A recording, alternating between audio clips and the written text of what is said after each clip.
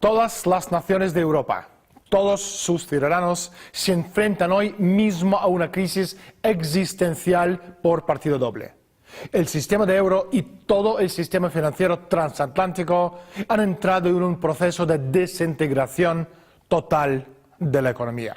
No es una crisis, tampoco una recesión, ni siquiera una depresión, sino una desintegración. La pregunta es, ¿podemos pararlo?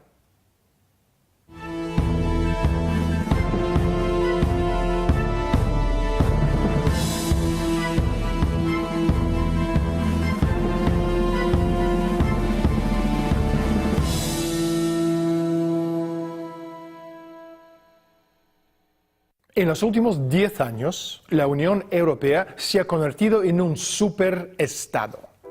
Sin embargo, carece de todas las características que debe tener un Estado, entre ellas la de poder cuidar del bien común. Tampoco la Constitución Europea tiene ni el consentimiento ni el apoyo de los ciudadanos.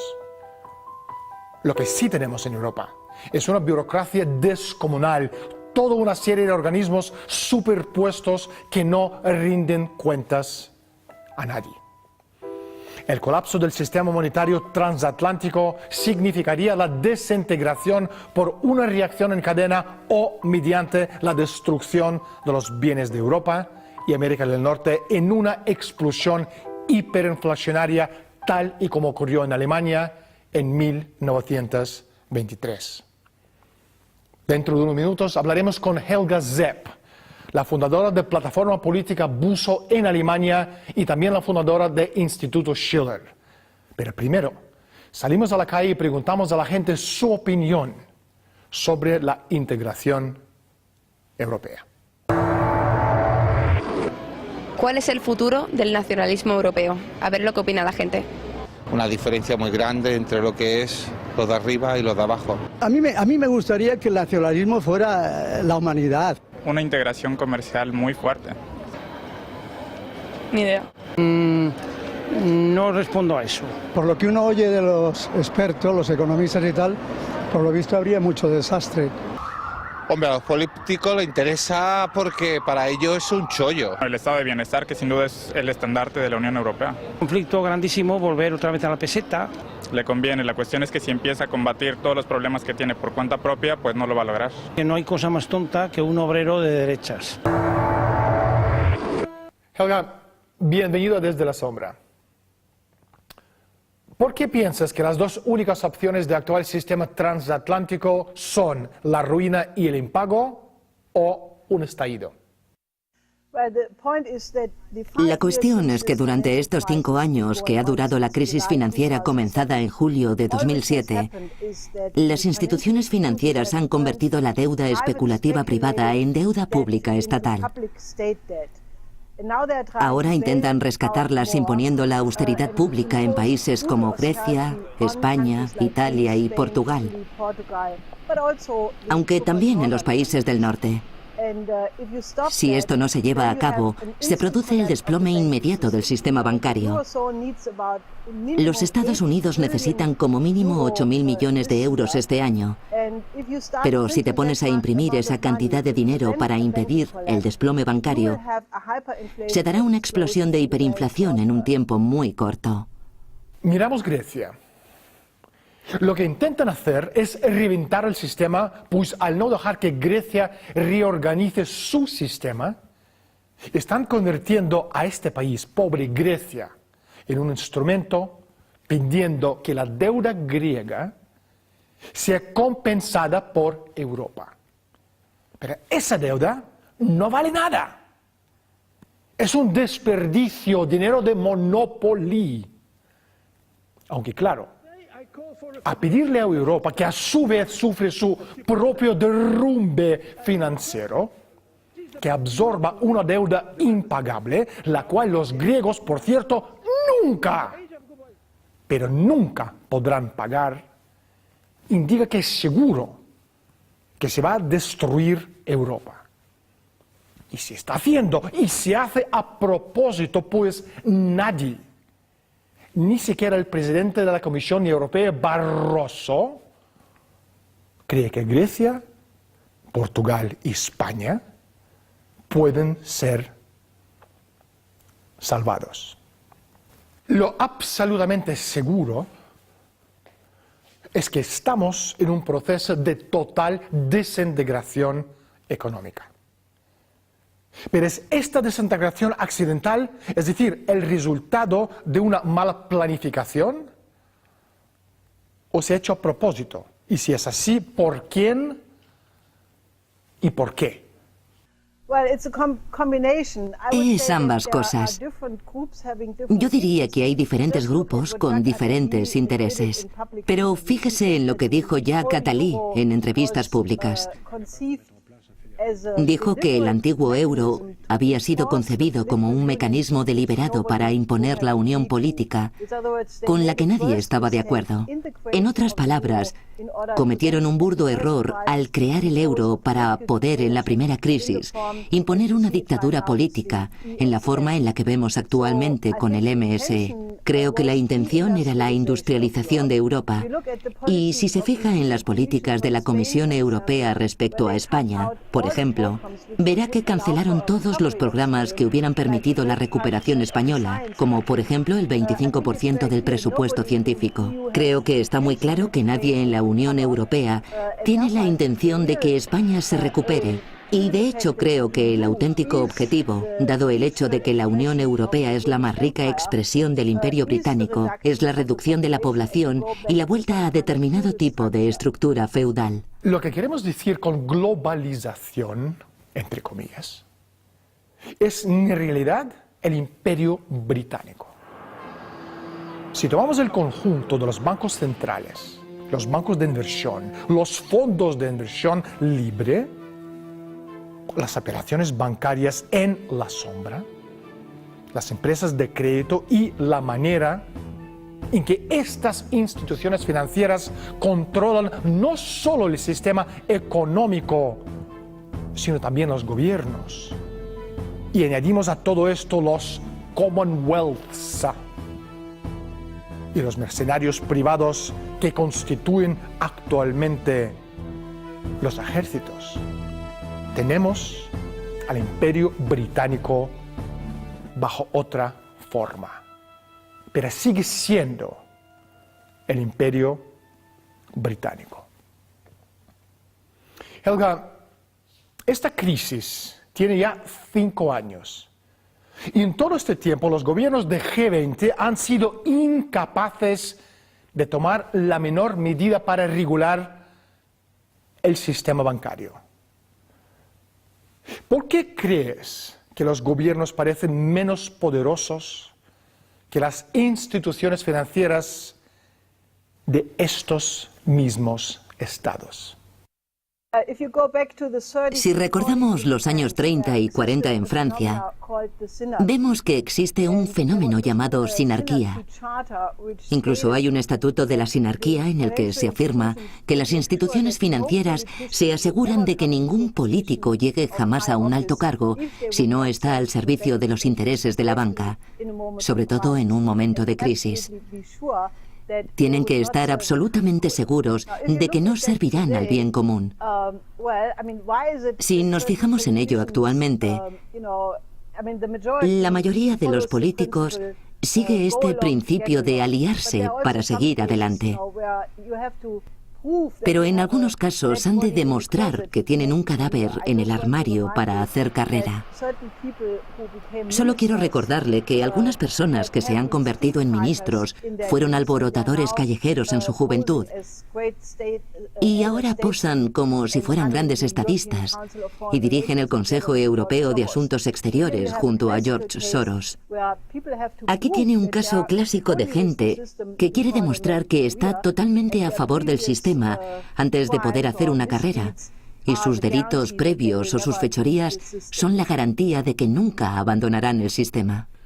El movimiento sinarquista se creó como el contraataque de la oligarquía a la Revolución Americana y los principios del nuevo Estado soberano. Realmente surge durante el periodo de Revolución Francesa y las consecuencias del terror jacobino fue el surgimiento del primer movimiento fascista moderno, el de Napoleón Bonaparte. Y sinarquismo fue concebido como ese fundamento ideológico del sistema de Bonaparte dictatorial fascista. Durante el siglo XX, el sinarquismo era una especie de pantano general en el que surgió el fascismo italiano y el nacionalsocialismo alemán. Después se extendió por toda Europa: Francia, Gran Bretaña, Alemania, Holanda y Bélgica. Sus miembros eran la élite europea, la gente como Helmut Schacht, el banquero de Hitler, la cúpula de Bank Worms, el banco que controlaba el gobierno de Francia en otoño de 1941, Banco Lazard, Montague Norman, el gobernador del Banco de Inglaterra. Los descendientes de los anarquistas son tipos como Milton Friedman y George Shultz, la eminencia gris detrás de la presidencia de George W. Bush. Repito, el sinarquismo quiere devolver el poder del Estado-nación a la aristocracia mundial. Helga, tú has propuesto abandonar el euro y volver a las monedas nacionales, además con tipos de cambios fijos. ¿Nos podrías explicar cómo y por qué? Sería muy fácil, igual que lo fue pasar de las monedas nacionales al euro. Sería muy fácil volver a las monedas nacionales. Lo único que hace falta es basarse en las existencias e intereses de cada país participante en la zona euro y cancelar los tratados, desde el de Maastricht al de Lisboa. Luego se vuelve a la soberanía de la propia moneda y de la propia economía. Se declara una moratoria bancaria, como hizo Roosevelt. Se investiga cuáles son los activos en las cuentas de los bancos.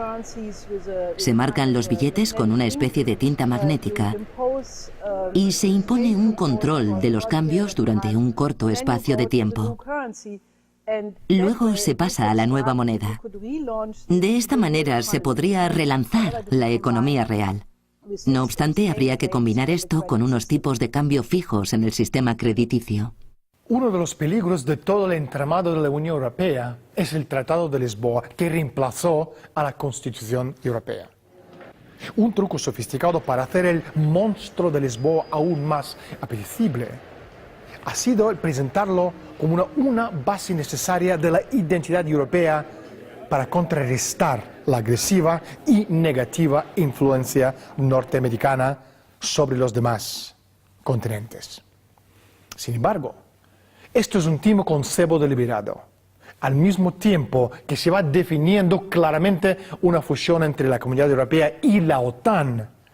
El movimiento de la expansión hacia el este de ambos es evidente que lo que tenemos es una estrategia un tanto imperialista de confrontación con China y con Rusia, algo que estas dos naciones han entendido bien durante bastante tiempo. Helga, tú defiendes la aplicación de la ley Glass-Steagall. ¿En qué consiste la ley Glass-Steagall y por qué es tan importante? Eso es lo que hizo Franklin D. Roosevelt en respuesta a la crisis de los años 1929 a 1933, sencillamente separando los bancos comerciales de los bancos de inversión. Lo que tenemos que hacer hoy en día es exactamente lo que hizo Roosevelt en el 33. El Estado debe garantizar la banca comercial para que pueda ofrecer créditos a la economía real.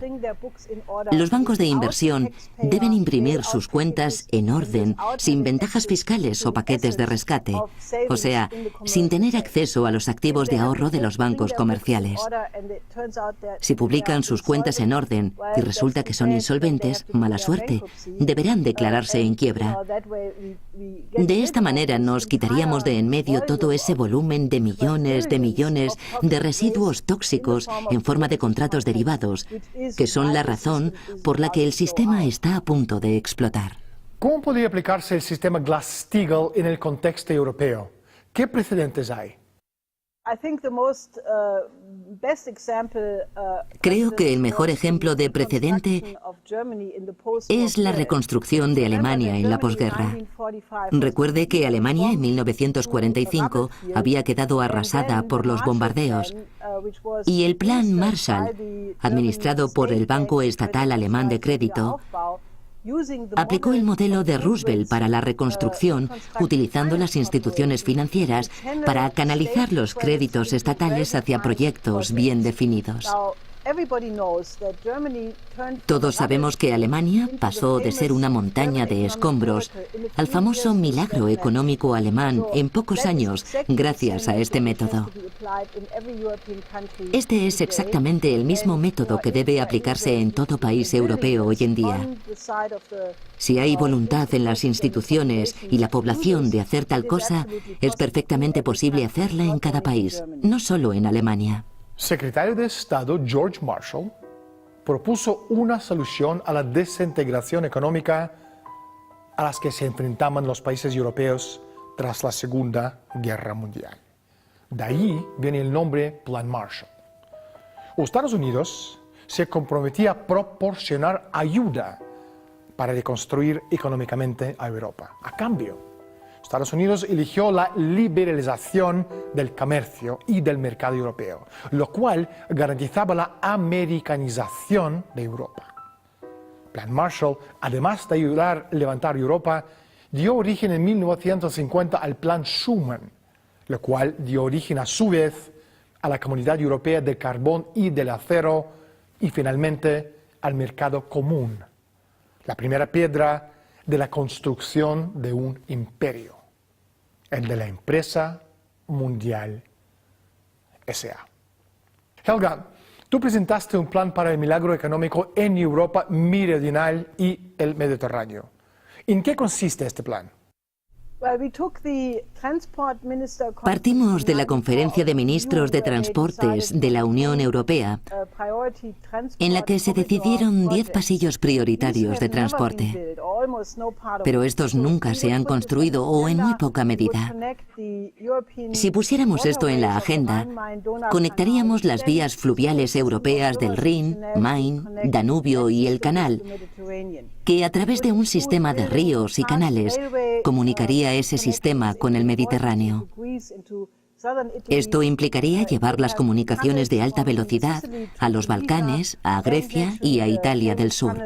Se harían túneles desde Sicilia a Túnez y, naturalmente, el famoso túnel bajo el estrecho de Gibraltar, del que se hizo un estudio de viabilidad en 2006 y que dio origen al Acuerdo Hispano-Marroquí de 2009. Todos estos son proyectos muy tradicionales y que no tienen nada espectacular. Sencillamente, no se han construido bajo el régimen de la austeridad de la Unión Europea. Todos esos proyectos podrían empezarse ya mañana mismo. Aumentarían la productividad y, contrariamente al turismo o la burbuja inmobiliaria, desarrollarían realmente la mano de obra en Europa, Portugal y los demás países. Además, traería riqueza física y aumentaría los niveles de la población, porque el progreso y el desarrollo de la sociedad están directamente proporcionales a la densidad de los habitantes. Son proyectos muy ambiciosos. Helga, ¿de dónde saldrá el dinero? Esa pregunta se ha silenciado desde el momento en que se utilizaron miles de millones en rescates. Solo en Estados Unidos, creo, se han empleado de 25 a 29.000 millones para rescatar el sistema bancario. Una vez calculé que para construir un tren maglev entre Siberia y Lisboa costaría entre 4 y 5.000 millones de euros. Calderilla. Pero tendríamos multitud de conexiones maglev más entre Siberia y Europa del Sur. La financiación, en este sentido, no es lo que la gente dice que es. Los rescates son dinero pagado por obligaciones pasadas, deudas pasadas. Es dinero debido, dinero sin valor. Si sacas un crédito para la producción futura con la que crear un desarrollo real, empleos productivos y una gran riqueza real, es un dinero que no es inflacionario y es una inversión que crea riqueza para el futuro.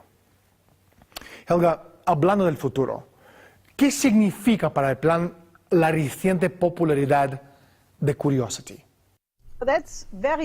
Eso es muy importante, porque en los últimos 40 años, la razón por la que estamos en esta crisis de desintegración existencial es que el paradigma de los últimos 40 o 45 años, es decir, apartarse de la producción en beneficio de la especulación, toda la contracultura, el equivocado camino del enriquecimiento, era un error. Tenemos que recuperar el optimismo del proyecto Apolo, con el que todo el mundo pudo ver que se puede salir al espacio y colonizar el espacio, que no hay límite para las capacidades humanas ni para la realización de hazañas científicas. Tenemos que relacionar el proyecto de alunizaje Apolo con el tema del proyecto Curiosity. Helga, eres fundadora de Buso, un importante partido político alemán.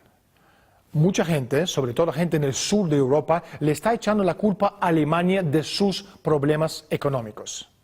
¿Cuál sería tu mensaje para esa gente? Para empezar, que no confundan a Alemania con la señora Merkel. Por suerte son dos cosas distintas. La señora Merkel es una política dirigida por los mercados financieros, sin ninguna compasión por el bien común de las personas, ni de las de España ni de las de Alemania. El pueblo alemán está sufriendo igual. Mi mensaje es que nos concentremos en estos proyectos conjuntos de desarrollo para unir nuestros países como territorios soberanos y llevar a cabo una misión conjunta y soberana entre los Estados europeos. Creo que tendríamos un futuro precioso si toda esa burocracia de la Unión Europea quedase pronto en el olvido. Tengo una sugerencia. Vamos a deshacernos de la burocracia de Bruselas. Despedímoslo a todos, son ineptos. Esa gente no ha hecho nada útil en su vida. Quitémoslo de encima a tipos como Van Rompuy, el presidente del Consejo Europeo. No porque sea un estorbo inservible, sino porque es malvado y muy peligroso. No es la primera vez que un tipo corto, sin afecto y malintencionado logra hacerse un hueco en los intestinos del poder. Helga, ¿cuáles son los pasos que sugerirías para que Europa supere la crisis? Creo que lo más importante ahora mismo es ocuparse del hecho de que estamos al borde de la Tercera Guerra Mundial. Lo que está pasando en Siria, en particular, es la mentira más grande que he visto en mi vida. Ese tipo de oposición no existe. Hay una oposición, pero pacifista. Lo que pasa es que los rebeldes están siendo financiados y organizados de manera militar por países extranjeros. Los Estados Unidos y varios países de la OTAN. Esto amenaza con desencadenar una posible guerra nuclear con Rusia y China. Tenemos que reconocer a toda costa que necesitamos un cambio de paradigma. No podemos seguir solucionando los problemas de la Tierra con medidas geopolíticas y con la guerra. Tenemos que reemplazar esto por los objetivos comunes de la humanidad. Se acabó el tiempo. Muchas gracias por estar con nosotros. Muchas gracias por invitarme a su programa. La verdad descansa sobre la posición suprema del orden de las cosas. La verdadera soberanía no se halla en la opinión popular, sino en los procesos creativos de la mente humana individual. Existe una solución. Esta solución, sin embargo, es absolutamente imposible dentro de nuestro sistema actual. El sistema financiero mundial está en quiebra, sin remedio, y la economía actual de casino especulativo debe ser reemplazada por un sistema de créditos que se orientan exclusivamente hacia las futuras inversiones en la economía real. La reconquista de la soberanía nacional es la condición indiscutible tanto para la recuperación económica como la preservación de la paz en la tierra. A Europa y a sus ciudadanos les va la vida en ello.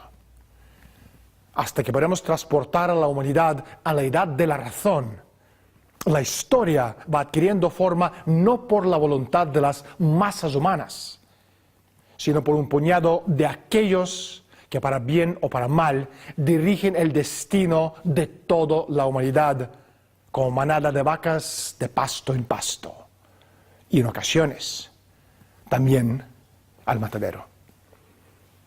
Yo soy Daniel Stulin, gracias por estar con nosotros, hasta la semana próxima.